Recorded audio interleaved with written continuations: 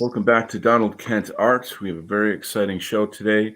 Equal training. We will be learning tactics to fight anti-white education based on the writings of the book by my guest and friend, White Student Transmission. How are you today, T? How are you doing today, T? Good. Thanks for having me on again, Donald. Absolutely. Yeah, we're excited I'm to doing announce. good. How about you?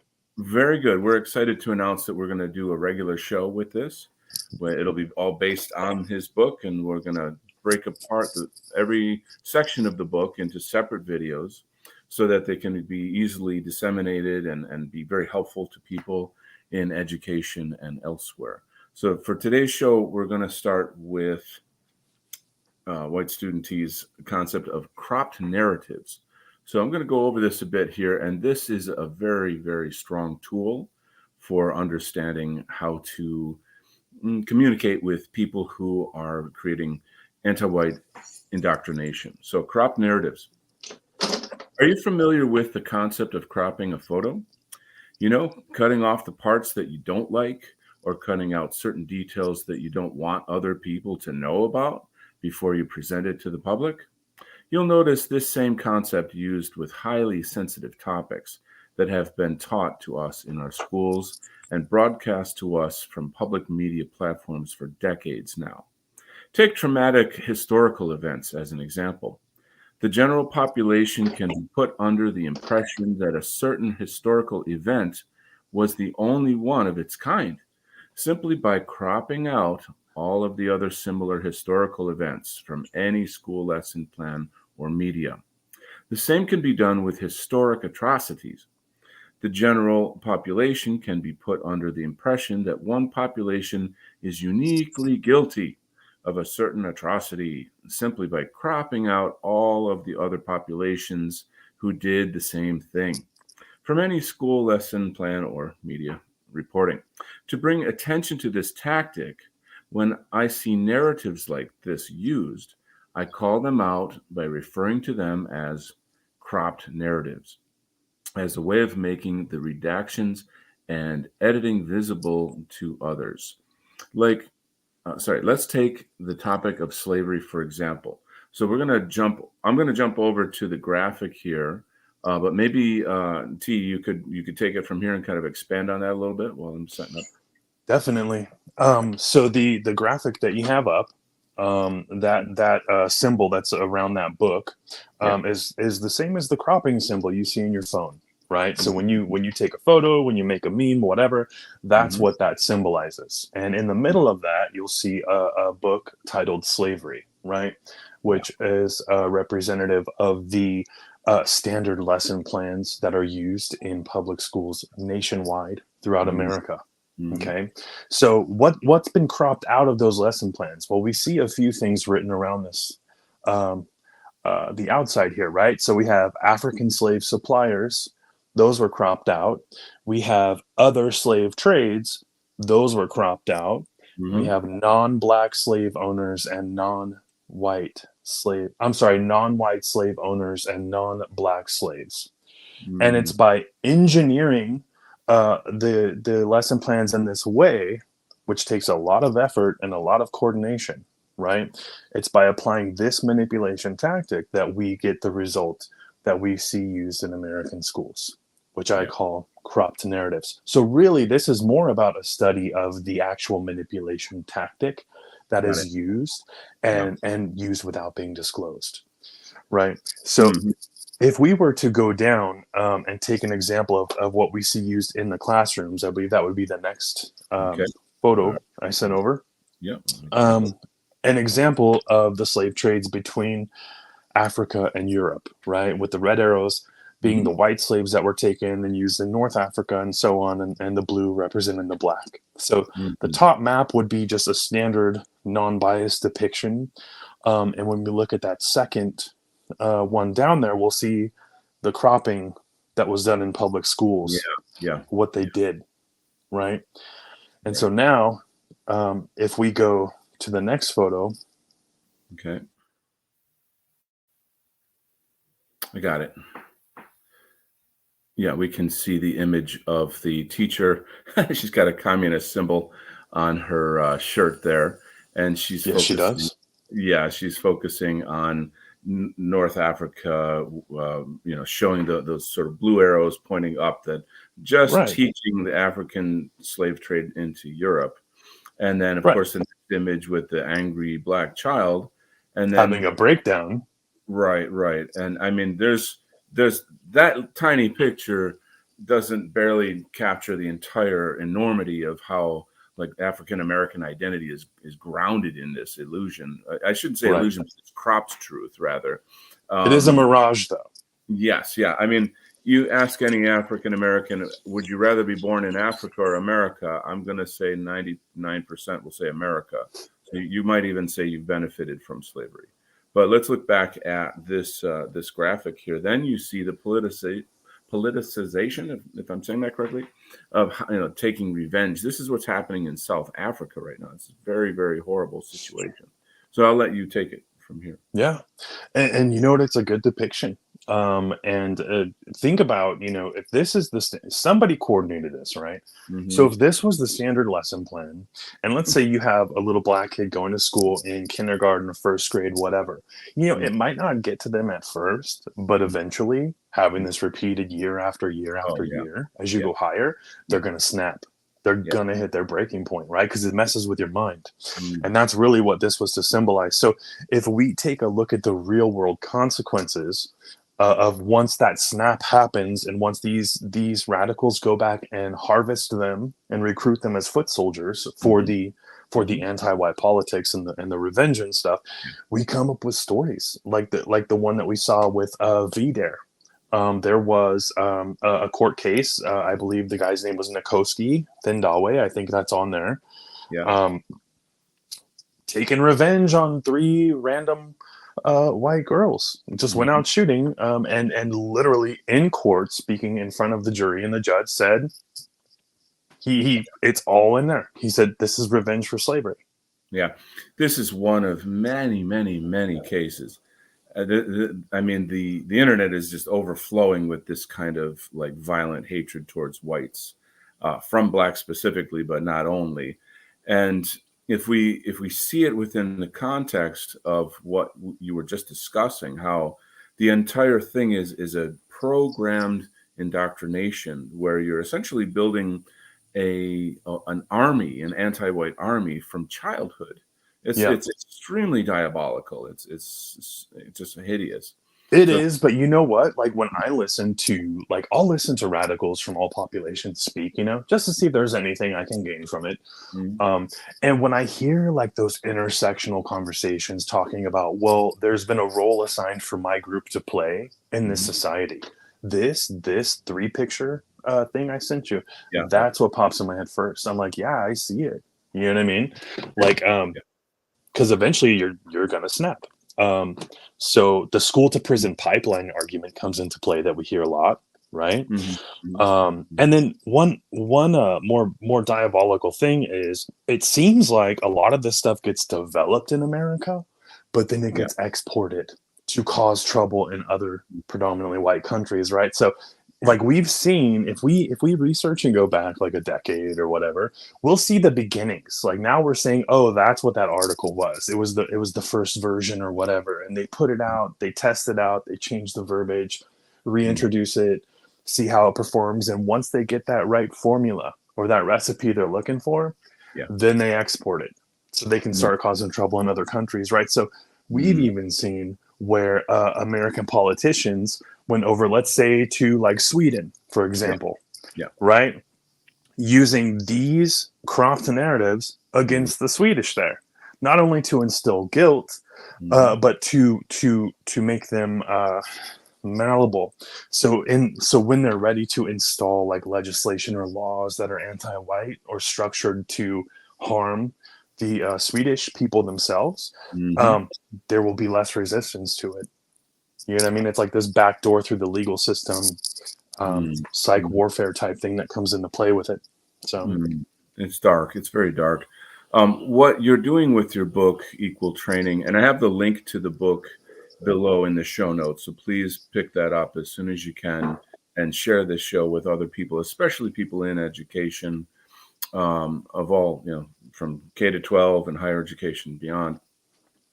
What you're doing is really systematically pulling apart the fabric of this.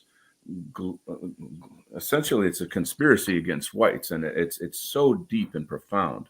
And then Yes. we're going to also show the breadth of it, in the sense that it's not just locally and at home, but it's being exported overseas. And then Right. again, that cartoon that we just looked at showed, "Kill the Boer" is the song that the president of South Africa sings. I've seen that. Yeah. It's so off the charts.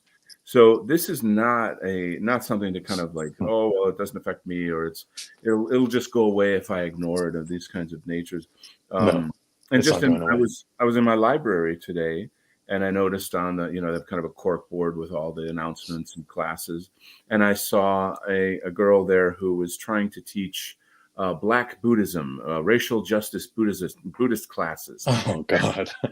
Sponsored by the local Justice Center, which of course is a Marxist Oh front, essentially.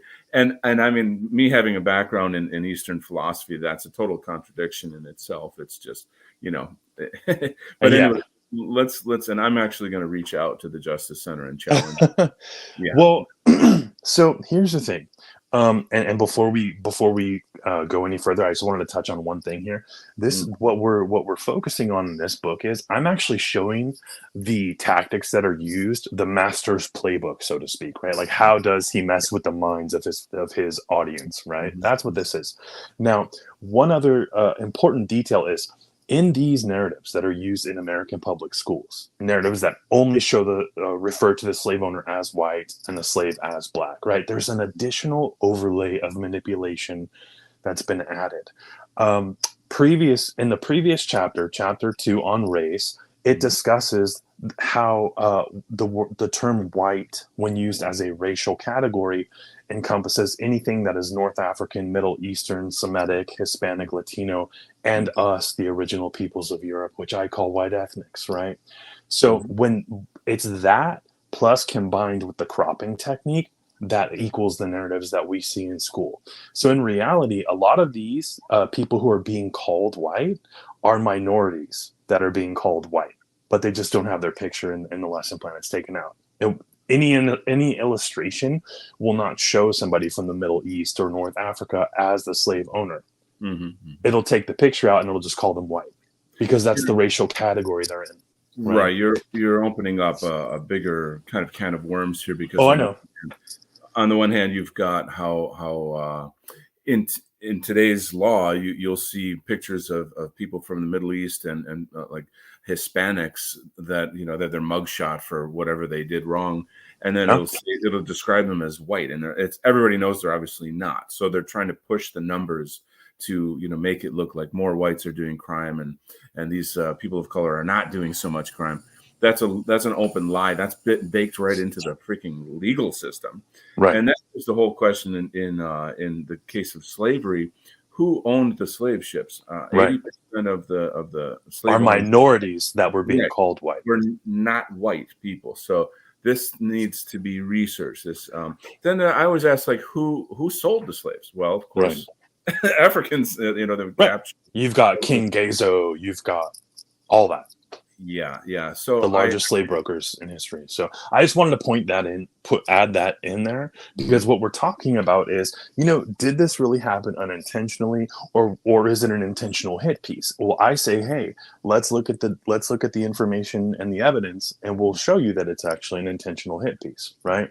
So keeping that in mind, how the minority groups are referred to as white, as well as the information that is ignored and cropped out of lesson plans. I think I sent you a little one example, a link to a video. I've got it on screen now. And this one is, African leaders came to America. I think it was like last year. It's not the first time, but it's just one example. And they said, hey, we are sorry for our role in the slave trade. Wow. Okay, we do bear responsibility for the trapping and selling of other Black populations to the entire planet as slaves, right? Yeah. You would think with all of the writing and all of the, demands for reparations and these horrible videos of radicals telling off white people for slavery or whatever, you would think simply acknowledging this in the mainstream media would have been done as a way to cool things off. But it wasn't. It was ignored, right? No. One time. Right. Yeah, you're correct. You're correct. Yeah. So, I mean, do we have people who are really working to keep things calm, orderly, law and order? Or do we have people who are like punching buttons, pulling levers, using tricks to cause chaos? You know what I mean? So I say chaos. Yeah, the powers that be are setting us against each other. And I often ask people, you know that there's sex slave trade happening all over the world right now. You know that child slavery happening all over the world. You know that, in North Africa, you can buy an African man for $400 from that happened under Obama. Yeah, there's so much in China. There's all kinds of it's off the charts. If you really genuinely cared about slavery and stopping it, you would pour all of your attention into those issues and not into these abstractions, which are essentially Marxist framing, anti-white framing. So shall we look at the news clips? Yeah, go ahead. Let's roll it. All right, we're going to mute.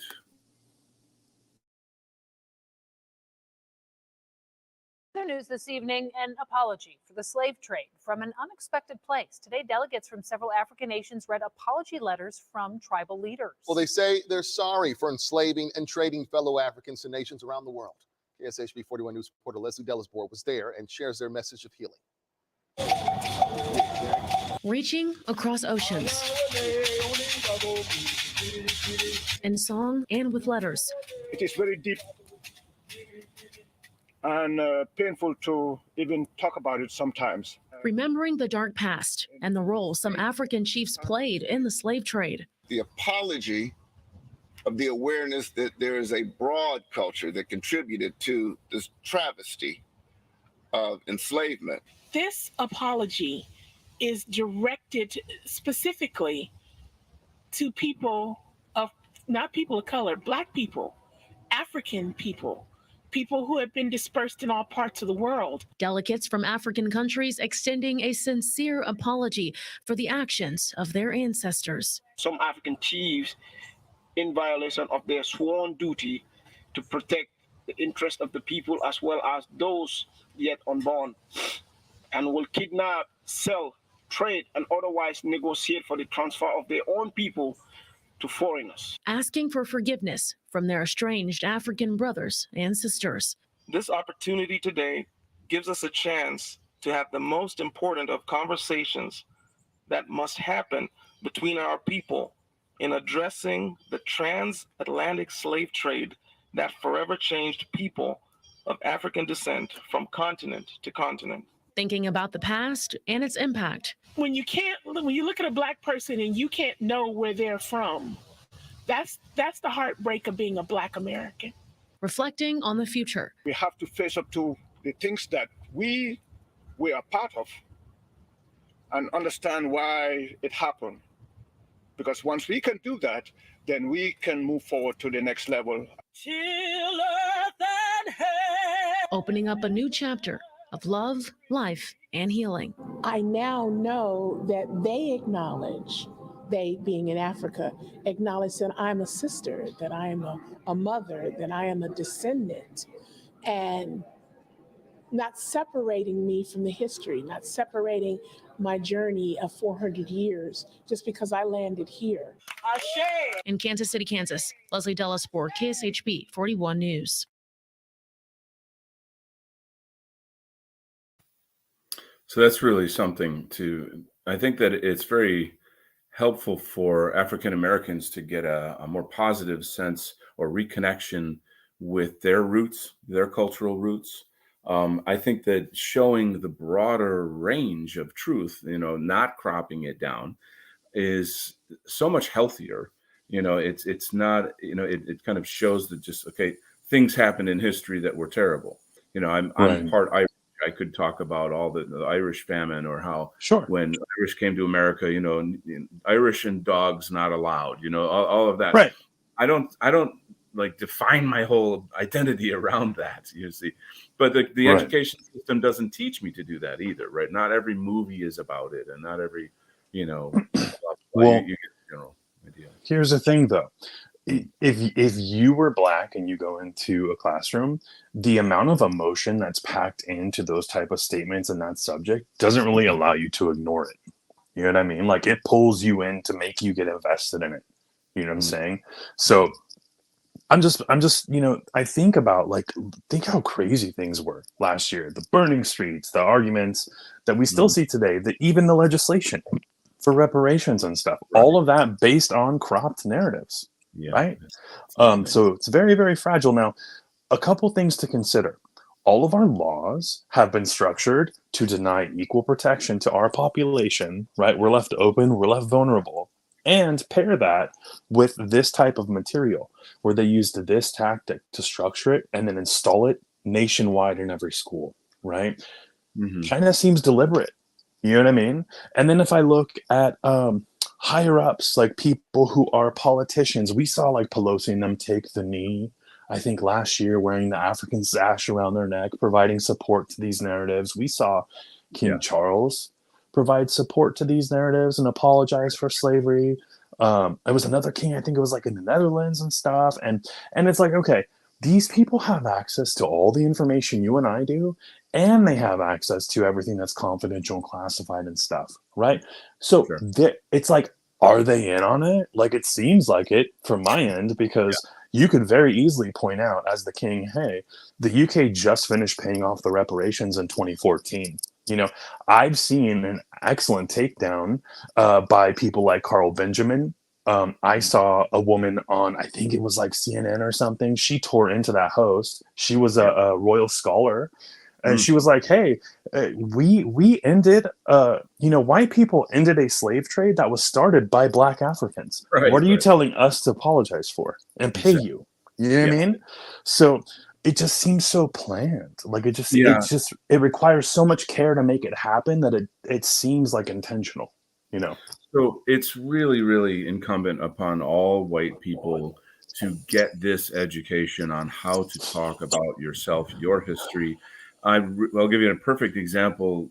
Just actually about a week ago, I was in a situation with a Puerto Rican guy that I know, and he didn't like that I wasn't agreeing with him, and he wasn't the dominant one in the conversation. So what does he do? Well, he rolls out slavery. Oh, let's talk about slavery, so I can wave my finger. And he wanted to try to guilt. he doesn't know who he's dealing with, you know. Right. Anyway, he started in with the BS, and every single point he made, I basically cut him off with facts, and that's not historically true. 80% of slave owners were Jewish. Who sold the slaves? Who owned the slave ships? I just lost you. I guess he's going to have to jump back in. I'll just tell my story while he comes back on. And so in this particular case, it was very awkward, but I'm at a point in my life where I'm just done. I'm not going to take any shit anymore about these kinds of things. And it's really a manipulation tactic. It's a kind of like a social, mental, psychological way to make you bend a knee. And it's again, all founded on this whole notion that, you know, whites are born guilty and there's something inherently evil in us, which is total Marxism. It's completely Marxism. So, you know, he would mention XYZ, and I'm saying, well, the reason why whites act this particular way is because we're in an environment where we are constantly under a barrage of violence and crime. And so we're going to be cautious about our, you know, being in the same place as certain people of color. And well, that didn't go so well. Okay, my next point, and he kept, you know, rolling out the points. I'm explaining to him it's historically inaccurate. And then I said, hey, what about this? We ended slavery. Don't we get any credit for that? And, you know, it was absurd how it all went down. He kind of slithered away because he knew he couldn't, like, you know, make me guilty. And sort of. Well, he wanted narrative control. Totally. That's a good phrase, narrative control. You know, and we often they don't argue for truth. They want narrative control. Of course, and it's just, again, every single white person has to have a certain fluidity with this language, with this knowledge. Right. And you don't have to be aggressive about it. You don't have to fight. I mean, we know that a lot of the people who use this against us, they're, crazy, mean-spirited, angry people, right? They want to hurt us. So, Well, but if it's we, usually paired with an extortion demand, oh demanding yeah, money, or like oh some yeah, kind of blackmail or justifying oh yeah. violence. So that's even more reason why whites should have to learn this dialectic. And Well, so this, yeah. And then go back ahead. to what you said though. And just sorry, I dropped and I had to reconnect We're for a good. minute. I So carried the torch. We're good. Yeah. okay, good. So aside from naming other groups, like this group, that group, whatever, what if you just said, hey, you're cropping out non-white slave owners? Or just say, hey, that's a crop narrative, dude. You're missing everything. That's a way faster way to just cut through it and then not It get the is. heat for naming other Yeah. groups. Um, Right. And you know I what I mean, mean? I didn't have, at the time, I didn't know about this concept, so I didn't use it. But next time I will. It's so much Sure. easier to say you're cropping out all of this other truth around this Isn't topic, it? Yeah. and like I'm calling you out on that. And And it's really that's what the argument's about, is one side's manipulating it to frame you and you're trying to defend yourself, right? exactly. So this would just be a more efficient way to do that, and then reducing any of the language that they can use as a weapon against you, like, hey, you said a certain word or a name or whatever. Mhm. So that's the point of this. Also, the point of this is to demonstrate that, yeah, if it happened in every school nationwide, if all levels of administration were cooperative and did what they were instructed, which is very rare, then yes, this is intentional. This is not something that happened by accident. It takes a lot of planning. It takes resources. It takes work. So this is an intentional hit piece. Yes. So really, it's just to get the manipulation tactic out there, give people a name to call it, give people a name to deflect charges when they're directed at them, and to be more dismissive. Don't apologize. Don't name other stuff. You could say, hey, it's cropped. You're Right. deliberately cropping out other stuff to to frame me, and I'm not going along with it. So and So that's it.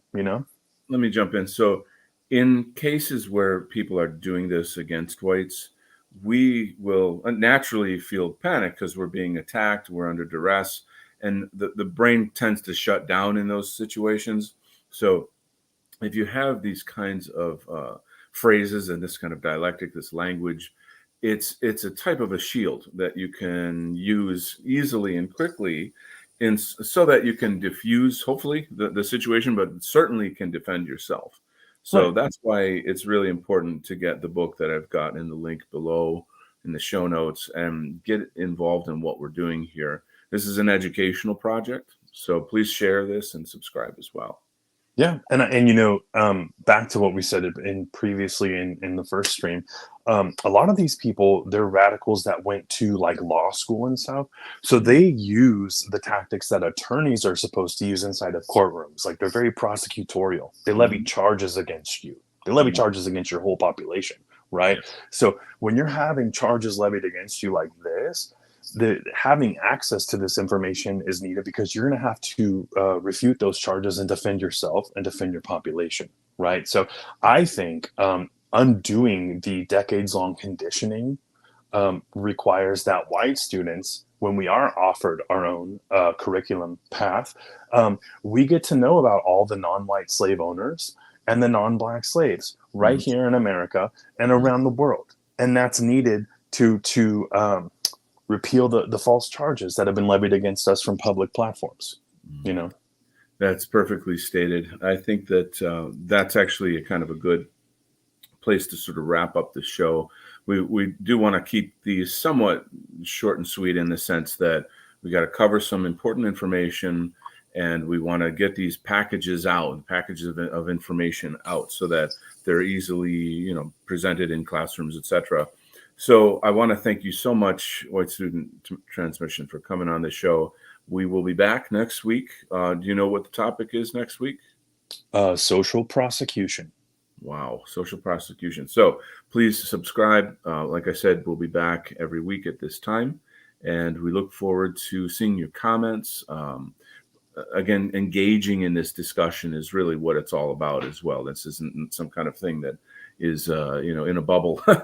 So let's get involved in it. Let's share it with other people. Help our people. So, and then sharing this, simply sharing it will cause it to malfunction. When they try to use it on the public, it won't work if enough people know about it. Simple as that. Thanks for having me on, Donald. Thank you everyone for tuning in, and we will see you next week. All right. Have a good one.